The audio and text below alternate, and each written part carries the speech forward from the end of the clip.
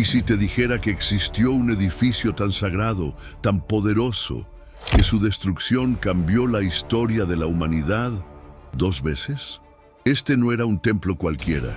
Fue construido por un rey que hablaba con Dios, levantado con piedras que parecían cantar y bañado en oro puro, un lugar donde el cielo tocaba la tierra y que hoy sigue siendo el epicentro de guerras, conspiraciones y leyendas milenarias. En este video vas a descubrir por qué el Templo de Salomón no fue solo una joya arquitectónica, sino la llave de un misterio que aún hoy fascina a arqueólogos, líderes religiosos y buscadores de tesoros. Imaginen por un momento el año 970 a.C. En las áridas colinas de Judea, un joven príncipe llamado Salomón acaba de heredar un reino que su padre David había forjado con sangre y espada. Pero a diferencia de su guerrero padre, Salomón tenía una obsesión diferente. No quería conquistar territorios, sino construir algo que perdurara para la eternidad. Según los textos bíblicos, en un sueño, Dios le había ofrecido cualquier cosa que deseara. Mientras otros habrían pedido riquezas o poder, Salomón pidió sabiduría. Esta decisión cambiaría no solo su destino, sino el de toda la humanidad. La figura de Salomón es fascinante porque camina en la delgada línea entre la historia y el mito. Los textos bíblicos lo describen como el hombre más sabio que jamás vivió, capaz de juzgar con justicia perfecta, de hablar con los animales y de controlar a los demonios para que le ayudaran en sus construcciones. Pero, ¿qué dice la arqueología moderna sobre este personaje legendario? Las excavaciones en Jerusalén han revelado evidencias de una sociedad más compleja de lo que se creía para el siglo X a.C., con sistemas de escritura, administración y arquitectura monumental que sugieren la existencia de un reino organizado. Sin embargo, la controversia persiste. Algunos arqueólogos, como Israel Finkelstein, argumentan que el reino de Salomón fue mucho más modesto de lo que describen las escrituras, apenas una confederación de aldeas en las colinas de Judea. Otros, como Eilat Mazar, han encontrado evidencias de construcciones monumentales que podrían corresponder al período salomónico. Lo que es innegable es que, real o legendario, Salomón se convirtió en el arquetipo del rey sabio y su templo en el símbolo de la perfección arquitectónica y espiritual. El Salomón que emerge de los textos antiguos es un personaje complejo, un rey diplomático que estableció alianzas comerciales desde Egipto hasta la India, un constructor obsesivo que empleó a decenas de miles de trabajadores y un hombre profundamente espiritual que entendía que su reino necesitaba algo más que ejércitos para perdurar. Necesitaba un lugar donde lo divino y lo humano se encontraran, un punto de conexión entre el cielo y la tierra. Este lugar sería su templo. La personalidad de Salomón, tal como la describen las Escrituras, revela a un hombre consciente de su lugar en la historia. No era suficiente ser un rey exitoso, quería ser recordado como el constructor de la casa de Dios. Esta obsesión por la trascendencia, por crear algo que sobreviviera a la muerte, es profundamente humana y explica por qué la historia de Salomón sigue resonando en nosotros hoy. En un mundo donde los imperios se desvanecen y las conquistas se olvidan, el deseo de construir algo eterno toca una fibra universal del alma humana. Era una noche como cualquier otra en Gabaón, un lugar alto donde se realizaban sacrificios a Yahvé. El joven rey Salomón había llegado hasta allí para ofrecer 1000 holocaustos, un gesto grandioso que demostraba su devoción, pero también su necesidad desesperada de guía divina. Gobernar el pueblo de Israel no era tarea fácil.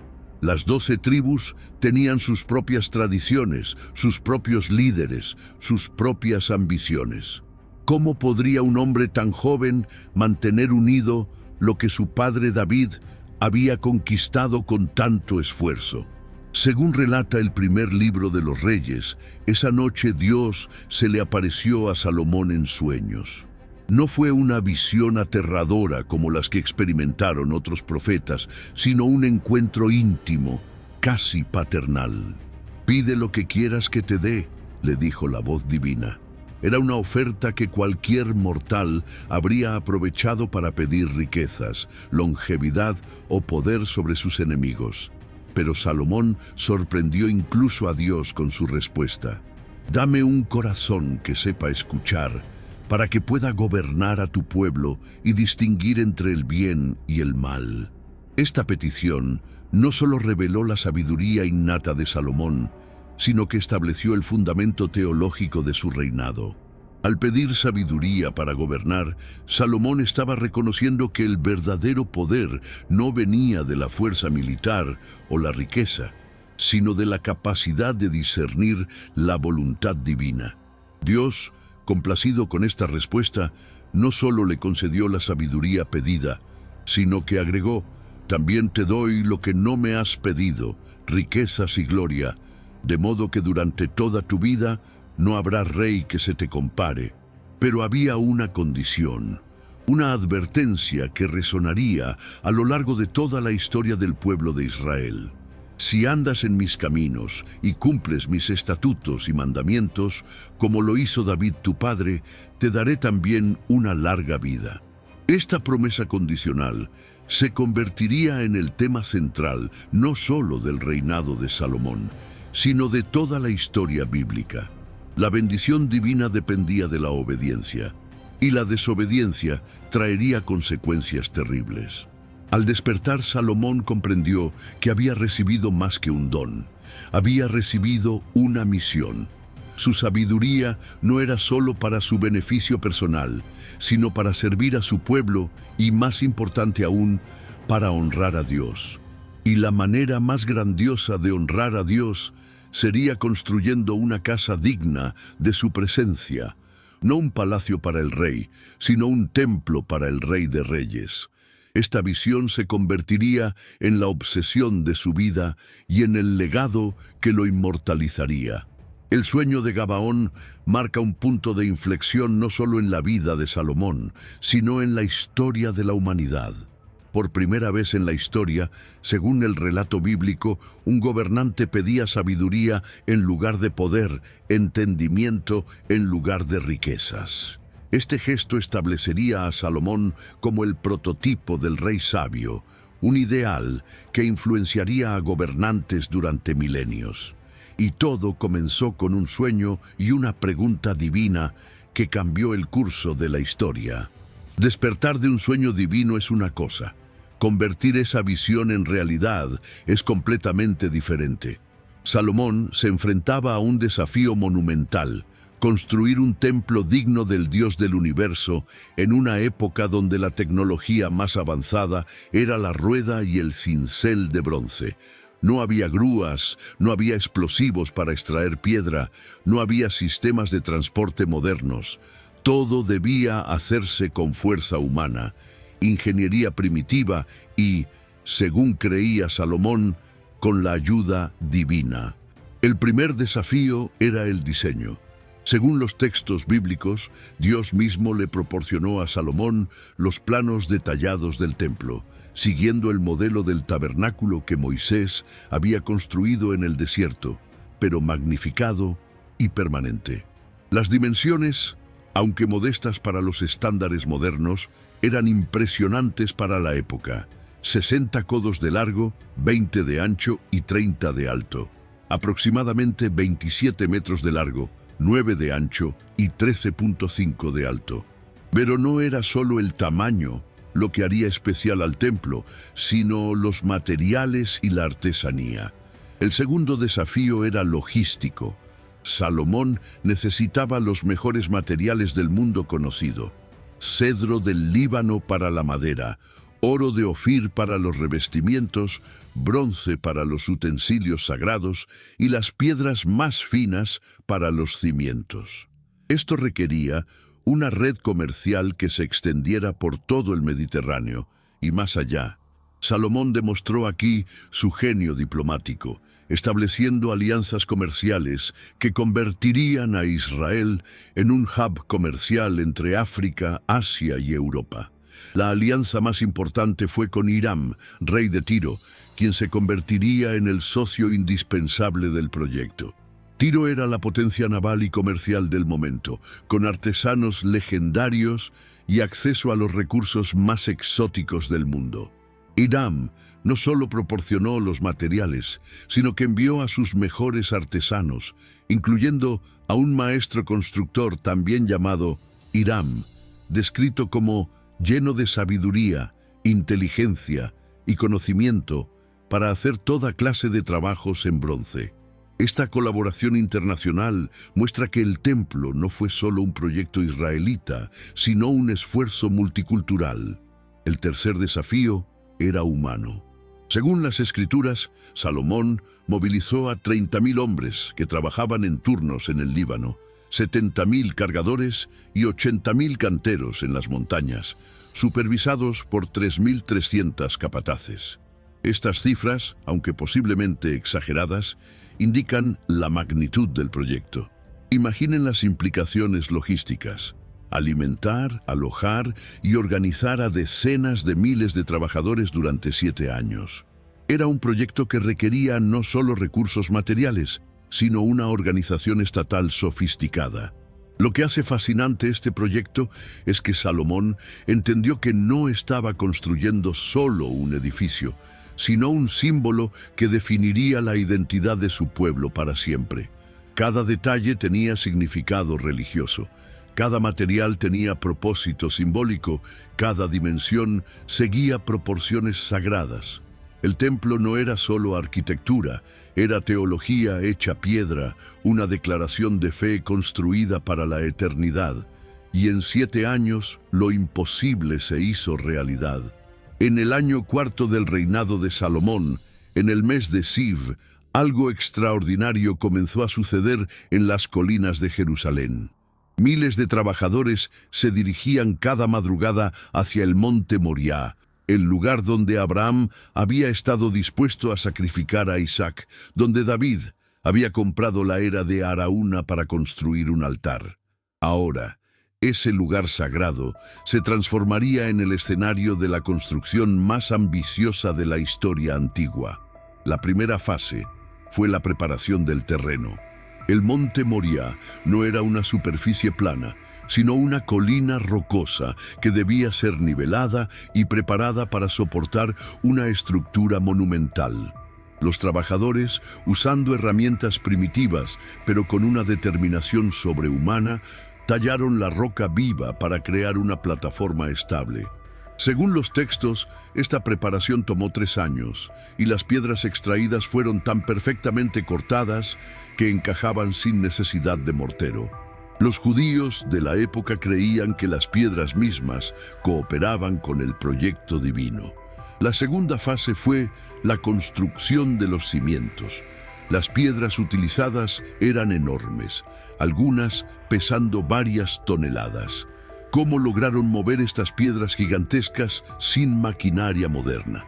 Los arqueólogos creen que utilizaron una combinación de rampas, rodillos, palancas y fuerza humana masiva. Pero los textos bíblicos sugieren algo más misterioso, que Salomón utilizó el poder de los demonios, controlados por su famoso sello, para ayudar en la construcción. Esta leyenda, aunque obviamente mítica, refleja la admiración que causaba la aparente imposibilidad técnica del proyecto. La tercera fase fue la estructura principal.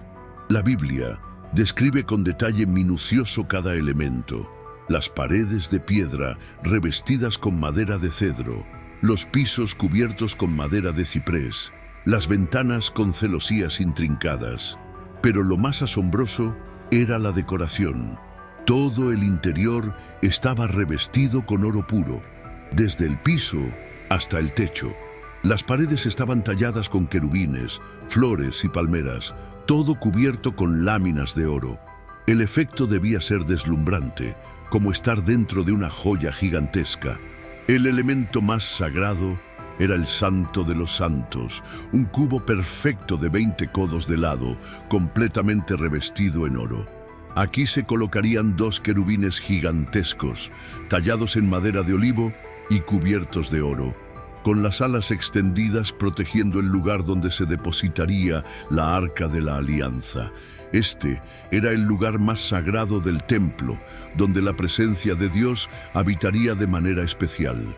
Solo el sumo sacerdote podría entrar allí una vez al año, en el día de la expiación. Lo que hace increíble esta construcción es que, según los textos, se realizó en completo silencio. La casa, durante su construcción, fue edificada con piedras ya preparadas en la cantera. Ni martillos, ni hachas, ni ninguna herramienta de hierro se oyó en la casa mientras se construía. Esta descripción sugiere una planificación y prefabricación tan perfecta que cada pieza encajaba sin necesidad de ajustes en el sitio.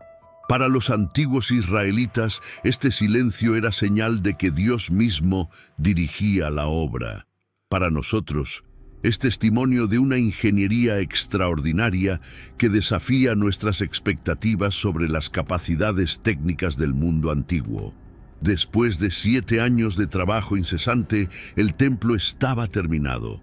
Pero un edificio, por hermoso que sea, no es más que piedra y madera hasta que cumple su propósito. Para el templo de Salomón, ese propósito era convertirse en la morada terrenal del Dios del universo. Y para que esto sucediera, era necesaria una ceremonia de consagración que no tenía precedentes en la historia humana. Salomón eligió cuidadosamente el momento, la fiesta de los tabernáculos, en el 7º mes del año, cuando todo Israel se reunía para celebrar la cosecha y recordar el tiempo en el desierto. Era el momento perfecto para inaugurar la nueva casa de Dios. Desde todos los rincones del reino, miles de israelitas convergieron en Jerusalén. Nunca antes la ciudad había visto tanta gente junta. Los relatos bíblicos hablan de multitudes tan grandes que era imposible contarlas, como las estrellas del cielo o la arena del mar. La ceremonia comenzó con el traslado del objeto más sagrado del pueblo judío, la Arca de la Alianza.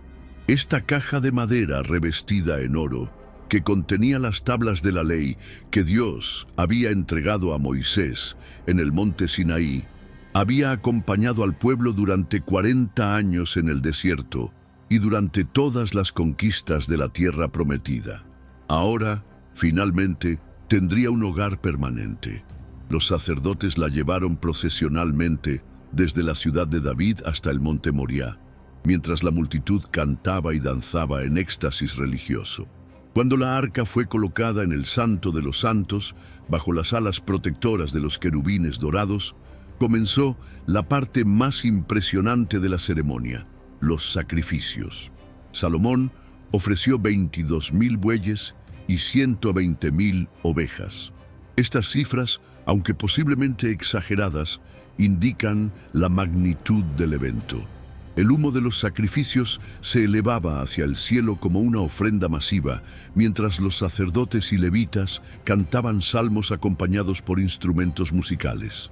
Era un espectáculo que combinaba lo visual, lo auditivo y lo aromático en una experiencia sensorial total. Pero entonces sucedió algo que cambió todo. Según el relato bíblico, cuando los sacerdotes terminaron de colocar la arca y comenzaron a cantar, la casa se llenó de una nube y los sacerdotes no pudieron permanecer allí para ministrar a causa de la nube, porque la gloria de Jehová había llenado la casa de Dios. Esta manifestación divina, llamada la Shekinah, era la señal de que Dios había aceptado el templo como su morada terrenal. El edificio se había convertido en algo más que arquitectura. Era ahora el punto de encuentro entre el cielo y la tierra. Salomón, viendo esta manifestación divina, se postró rostro en tierra y pronunció una oración que se ha convertido en una de las piezas más sublimes de la literatura religiosa universal. En esta oración reconocía la paradoja fundamental. Los cielos y los cielos de los cielos no te pueden contener, cuanto menos esta casa que yo he edificado. Era una admisión humilde de que ningún edificio humano podía realmente contener al Dios infinito, pero también una declaración de fe de que Dios había elegido habitar de manera especial en este lugar. Con esta oración, Salomón estableció el templo no solo como centro religioso, sino como símbolo de la presencia divina en el mundo humano. El sueño se había hecho realidad, y la historia jamás volvería a ser la misma. 400 años habían pasado desde aquella gloriosa ceremonia de consagración. El templo de Salomón seguía siendo el corazón espiritual de Israel, pero algo había cambiado. Las láminas de oro, que una vez brillaron como el sol, ahora mostraban señales de desgaste. Los sacrificios continuaban, pero ya no con la misma devoción. El pueblo se había acostumbrado al milagro, y lo que una vez fue extraordinario, ahora era rutina. Peor aún, los reyes que sucedieron a Salomón habían comenzado a introducir cultos extranjeros, altares paganos y prácticas que habrían horrorizado al constructor del templo. La división del reino tras la muerte de Salomón había debilitado no solo la unidad política, sino también la religiosa. El reino del norte, Israel, había establecido sus propios centros de culto en Betel y Dan, desafiando la centralidad de Jerusalén. El reino del sur, Judá, mantenía el templo, pero sus reyes alternaban entre períodos de reforma religiosa y apostasía flagrante.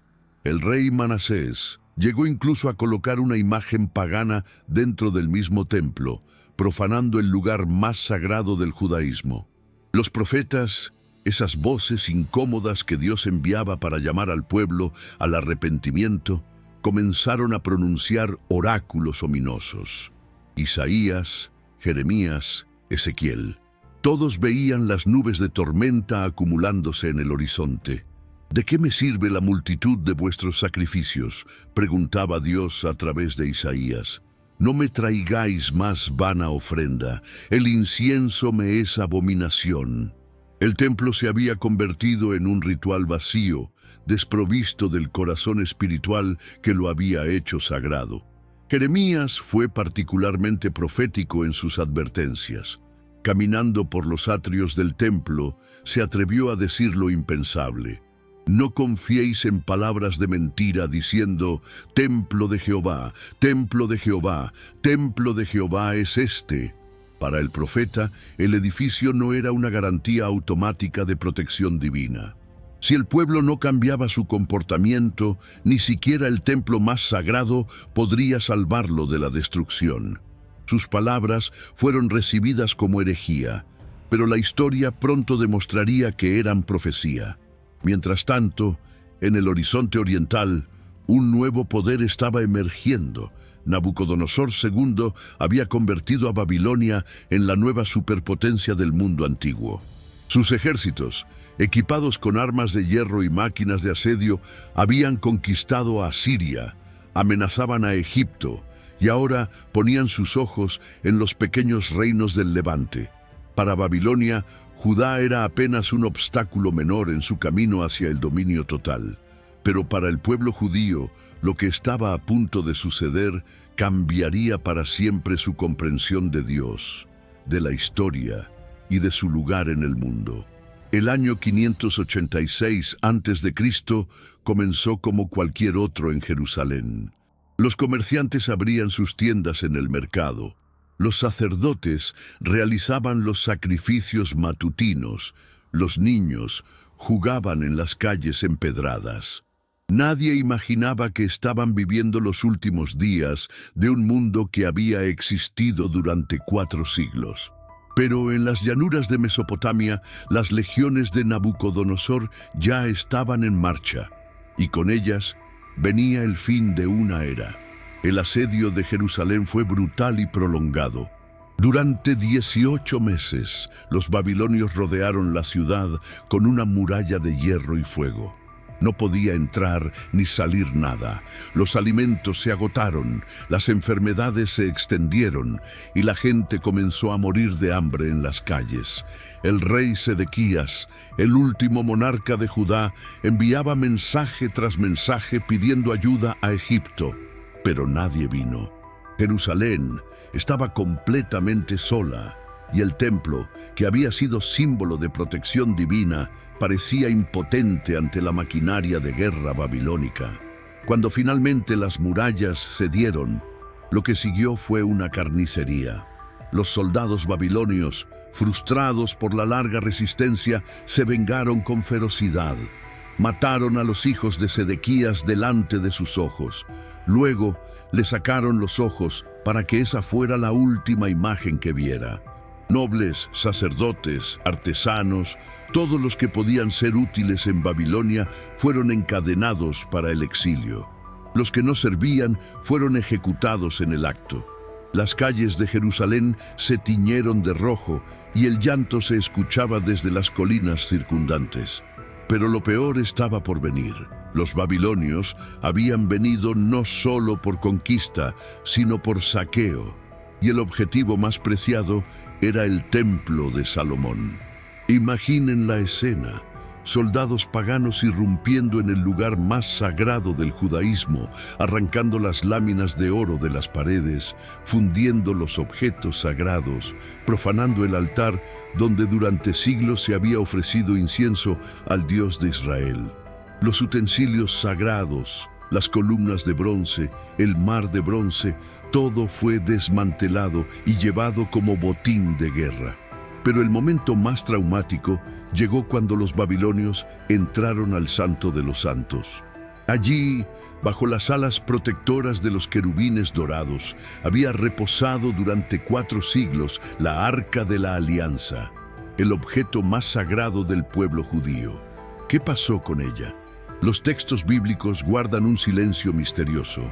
Algunos dicen que fue destruida, otros que fue llevada a Babilonia, otros que fue escondida en cuevas secretas bajo el monte del templo.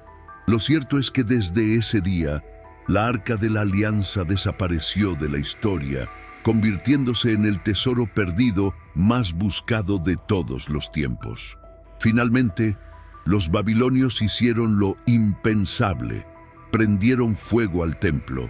Las llamas consumieron las maderas de cedro del Líbano, derritieron el oro, agrietaron las piedras.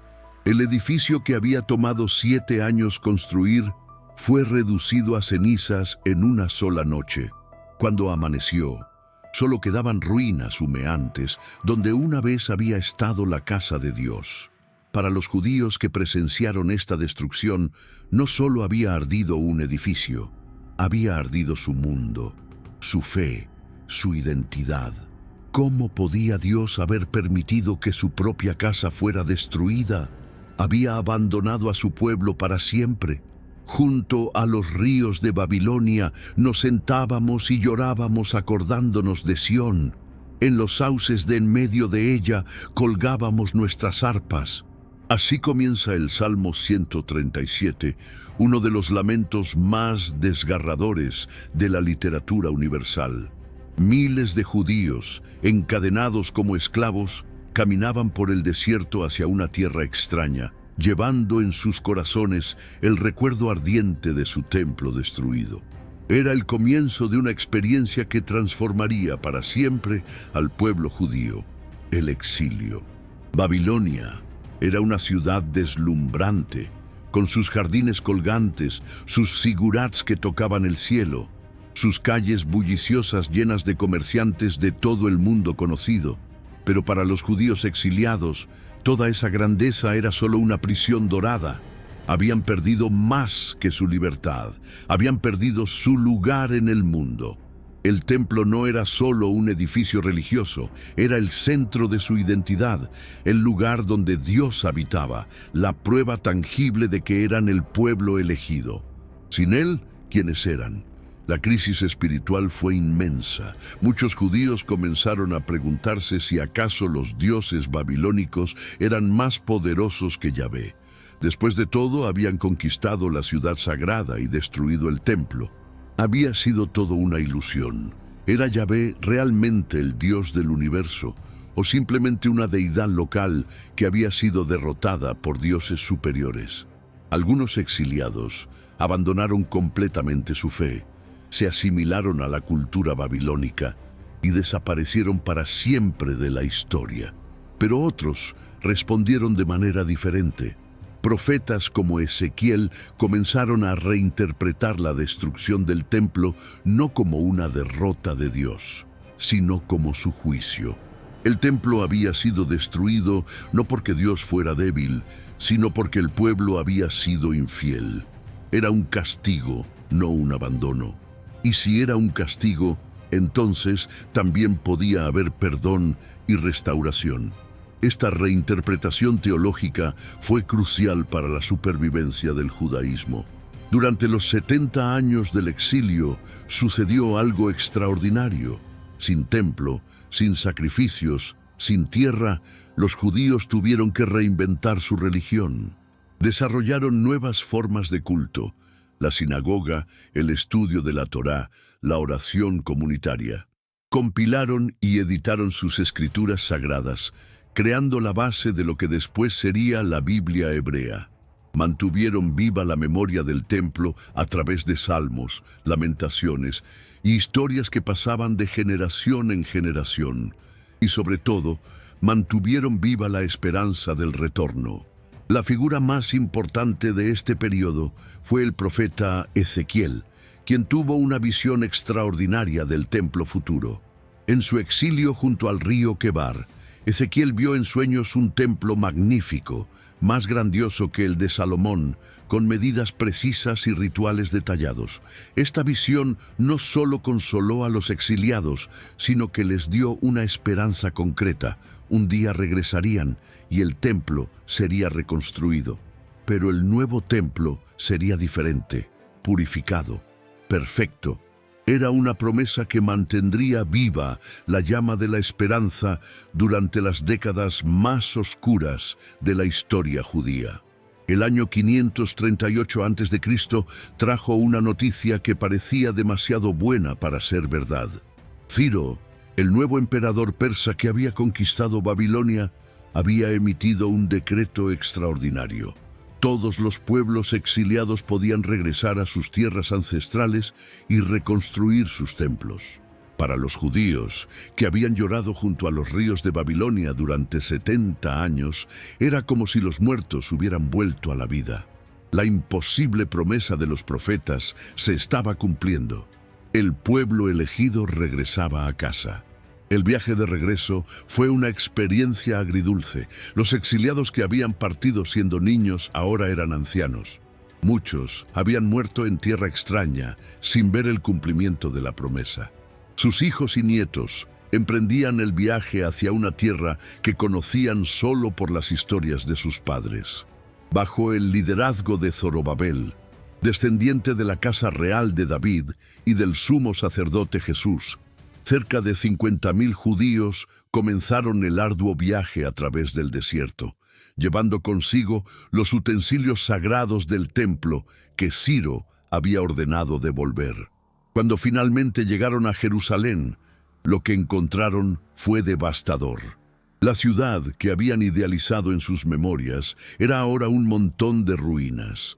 Las murallas estaban derribadas, las casas destruidas, y donde una vez había estado el magnífico templo de Salomón, solo quedaba un montón de piedras ennegrecidas y maleza. Muchos de los ancianos que habían conocido el primer templo lloraron amargamente al ver la desolación.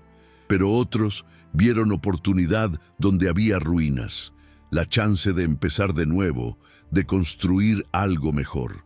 La reconstrucción del templo comenzó con gran entusiasmo. Los cimientos fueron colocados en medio de una ceremonia llena de alegría y nostalgia. Los sacerdotes se vistieron con sus ornamentos, los levitas tomaron sus instrumentos, y todo el pueblo gritó con gran júbilo cuando se colocó la primera piedra. Pero la alegría se mezcló con el llanto. Los ancianos que habían visto la gloria del primer templo se dieron cuenta de que este nuevo edificio sería mucho más modesto. No había oro suficiente, ni artesanos de la calidad de los que había traído Hiram de Tiro, ni los recursos ilimitados que había tenido Salomón. La construcción se vio pronto interrumpida por la oposición. Los pueblos que habían ocupado la tierra durante el exilio no veían con buenos ojos el regreso de los judíos. Los samaritanos, que habían desarrollado su propia versión del judaísmo, se sintieron excluidos del proyecto. Enemigos externos aprovecharon las divisiones internas para crear conflictos. Durante 15 años, las obras se detuvieron y las piedras del templo a medio construir se convirtieron en un recordatorio doloroso de sueños frustrados. Pero entonces llegaron los profetas Ageo y Zacarías con un mensaje urgente de parte de Dios. Es tiempo de que vosotros moréis en vuestras casas artesonadas y esta casa esté desierta. Su predicación reavivó el fervor religioso y bajo el liderazgo renovado de Zorobabel, las obras se reanudaron. En el año 516 a.C., exactamente 70 años después de la destrucción del primer templo, el segundo templo fue finalmente terminado. Era más pequeño, menos ornamentado, sin la Arca de la Alianza, pero era la casa de Dios nuevamente. Y para un pueblo que había perdido todo, eso era suficiente para empezar de nuevo.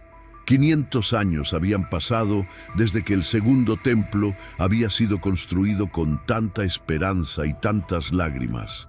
Ahora, en el año 20 a.C., un hombre con una ambición desmedida y una paranoia legendaria estaba a punto de transformar ese modesto edificio en una de las maravillas del mundo antiguo. Su nombre era Herodes, y aunque los judíos lo despreciaban por ser medio edomita y títere de Roma, su proyecto cambiaría para siempre la imagen del templo en la memoria humana. Herodes no era un hombre religioso en el sentido tradicional. Era un político astuto, un constructor obsesivo y un asesino que había matado a varios miembros de su propia familia por sospechas de traición. Pero entendía el poder de los símbolos y sabía que para gobernar exitosamente a los judíos necesitaba ganarse su favor religioso. ¿Qué mejor manera que engrandecer el templo hasta convertirlo en el más magnífico del mundo? Era un cálculo político vestido de devoción religiosa. El proyecto de Herodes era descomunal. No se trataba solo de renovar el templo existente, sino de crear un complejo religioso que rivalizara con los grandes santuarios de Grecia y Roma. La explanada del templo fue expandida hasta convertirse en una plataforma artificial de 144.000 metros cuadrados, sostenida por muros de contención masivos, algunos de cuyos bloques pesaban más de 100 toneladas. Para construir estos muros, Herodes empleó las técnicas de ingeniería más avanzadas de su época, creando una base que ha resistido terremotos, conquistas y el paso de 2 milenios. El templo mismo fue reconstruido con una magnificencia que superaba incluso al de Salomón. El edificio principal se elevaba 46 metros sobre la explanada, revestido con placas de oro que reflejaban la luz del sol con tal intensidad que resultaba doloroso mirarlo directamente.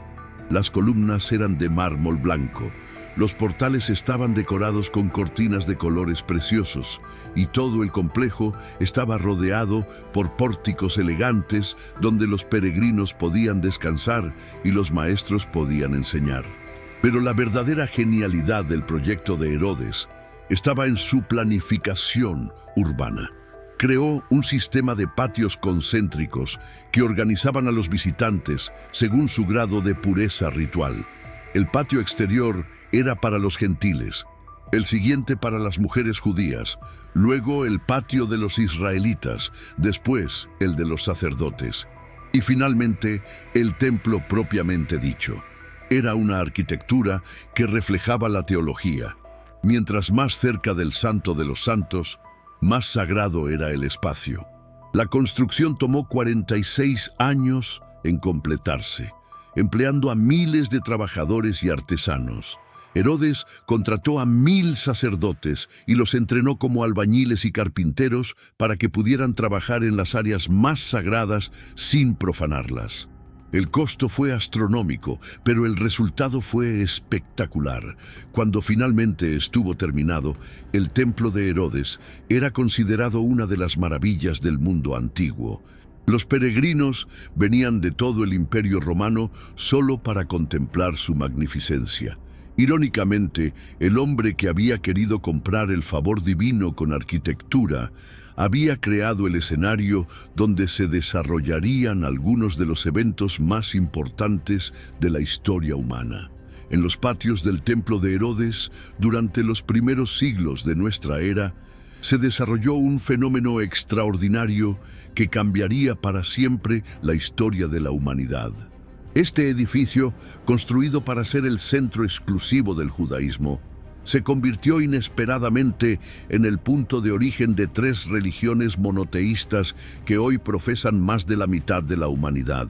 Era como si el templo hubiera sido diseñado por la providencia para ser la cuna espiritual del mundo. Para los judíos, el templo seguía siendo lo que siempre había sido: el lugar más sagrado de la tierra, donde la presencia de Dios habitaba de manera especial. 3 veces al año, durante las grandes festividades, cientos de miles de peregrinos llegaban desde todos los rincones del Imperio Romano. El templo era el corazón económico, social y religioso del judaísmo. Los sacrificios diarios, las ofrendas, las ceremonias de purificación, todo giraba alrededor de este magnífico edificio. Para un judío de la época, era imposible imaginar su religión sin el templo. Pero entonces llegó un joven rabino de Galilea llamado Jesús, y con él una nueva perspectiva sobre el templo. Jesús respetaba profundamente la institución, la llamaba la casa de mi Padre, y participaba regularmente en las festividades. Pero también la criticaba duramente cuando veía que se había convertido en cueva de ladrones. Su purificación del templo, expulsando a los cambistas y vendedores, fue uno de los actos más dramáticos de su ministerio. Y su profecía sobre la destrucción del templo fue una de las más controvertidas. No quedará piedra sobre piedra que no sea derribada. Después de la crucifixión y resurrección de Jesús, sus seguidores continuaron visitando el templo, pero con una comprensión transformada. Para los primeros cristianos, Jesús mismo había reemplazado al templo como el lugar de encuentro entre Dios y la humanidad. Su cuerpo era el verdadero templo, y su sacrificio había hecho innecesarios los sacrificios animales. Esta reinterpretación teológica preparó a los cristianos para sobrevivir espiritualmente cuando el templo físico fuera destruido en el año 70 de Cristo. 6 siglos después, una tercera religión monoteísta haría del templo parte central de su cosmología sagrada. Según la tradición islámica, el profeta Mahoma fue transportado milagrosamente desde la Meca hasta Jerusalén en una sola noche, y desde la roca sagrada del monte del templo ascendió a los cielos para recibir instrucciones divinas. Esta experiencia, conocida como el viaje nocturno, convirtió a Jerusalén en la tercera ciudad más sagrada del Islam, después de la Meca y Medina. Cuando los musulmanes conquistaron Jerusalén en el año 638 d.C., encontraron el monte del templo abandonado y parcialmente en ruinas. Pero reconocieron inmediatamente su santidad y comenzaron a construir allí sus propios edificios sagrados. La cúpula de la roca, terminada en el año 691, fue construida exactamente sobre el lugar donde había estado el santo de los santos del templo judío. Era un acto de continuidad religiosa. Los musulmanes se veían a sí mismos como los herederos legítimos de la tradición abrahámica que había comenzado en ese lugar sagrado. Así, el templo de Salomón, que había comenzado como el centro exclusivo del judaísmo, se convirtió en el punto de convergencia de 3 religiones mundiales. Cada una lo interpretaba a su manera, pero todas reconocían su santidad fundamental.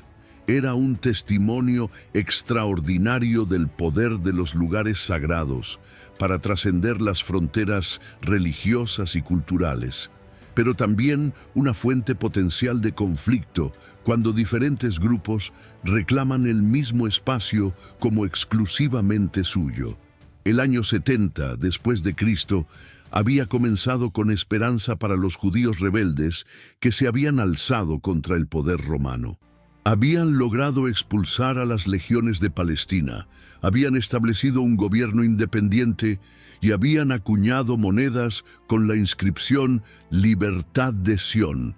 Pero ahora, 4 años después del inicio de la revuelta, las poderosas legiones de Vespasiano y su hijo Tito habían rodeado Jerusalén con un cerco de hierro. Una vez más, el templo estaba en peligro y con él el corazón del judaísmo. La situación dentro de Jerusalén era desesperada. Los romanos habían construido una muralla alrededor de toda la ciudad, convirtiendo a Jerusalén en una prisión al aire libre. No podía entrar ni salir nada. Los alimentos se agotaron, las enfermedades se extendieron y la gente comenzó a morir de hambre. Pero lo más trágico era que los propios judíos estaban divididos en facciones que luchaban entre sí casi tanto como contra los romanos.